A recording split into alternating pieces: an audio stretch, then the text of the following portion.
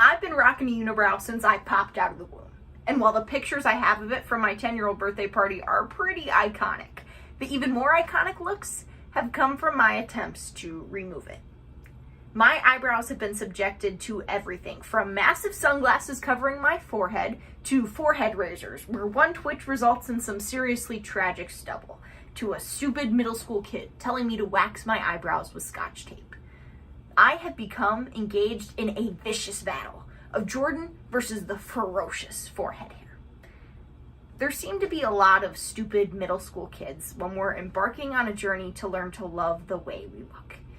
And as I've grown up and had interactions with my peers and adults that have made me increasingly self-conscious about the hair on my forehead, it's raised the question, why do my eyebrows even matter to the people around me? And what are the implications when we realize that this issue stems so much deeper than just an overly hairy teenage girl? Today, we'll recognize how our eyebrows can change people's perceptions of us.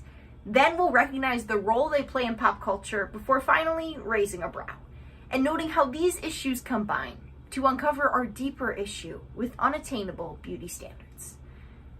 For what should be a relatively minor facial feature, each person's eyebrows say something not just about their mood, but serve as an advertisement for them as a person. A 2013 Cosmopolitan article describes what your eyebrows say about you, claiming that people with short brows tend to deal worse with stress, and people with low arches stick to their promises. My personal eyebrow reading claims that I am very good at getting things done, which any of my teachers would find is laughable. My mom's reading says she isn't approachable, which is ironic considering she is literally a professional advocate for kindness. Clearly, we can't make snap judgments about people based on their eyebrows alone, and experts at the Department of Brain and Cognitive Services at MIT concur. However, these generalizations about people that have become common can still lead to discrimination. Former NASA scientist and YouTuber Mark Robber put on a convincing fake unibrow, headed on into his local Walmart, and asked people questions like where the nearest spot was to grab a bite to eat, to test the issue of eyebrow discrimination. Out of the 300 people Robert talked to when he had on the unibrow, responses averaged about 16 words long. Without the brow, responses jumped to 33 words. People's perceptions completely shifted with the addition of just 1 inch of hair. Now, our eyebrows might not be the first thing we tend to think of when considering discrimination within our society, but we are constantly flooded with messaging on the rights and wrongs of eyebrows through pop culture.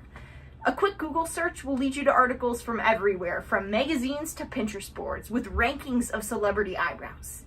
Now, these articles contain perfectly manicured, no thicker than a pencil looks that are asserted as the pinnacle of beauty. And while these looks are gorgeous, their assertion as standards can lead to interference with embedded cultural traditions.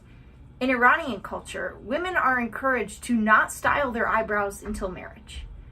But when a girl like me is told in middle school to wax her eyebrows with Scotch tape, while her heritage encourages her to leave them natural, what is she supposed to do?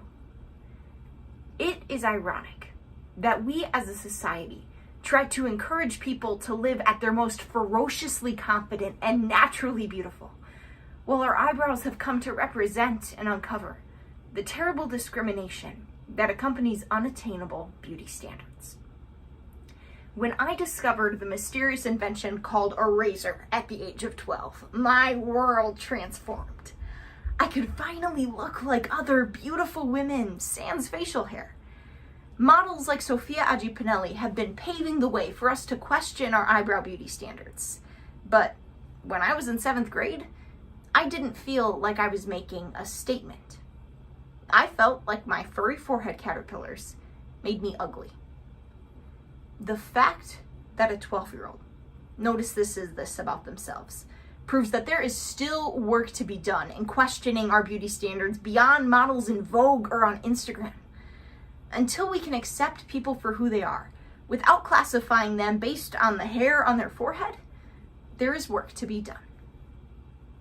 When we take a step back and raise a brow to question our habit of classifying people based on their eyebrows, we're ultimately left one step closer to confronting our stereotypes and finally embracing a culture that is created for all.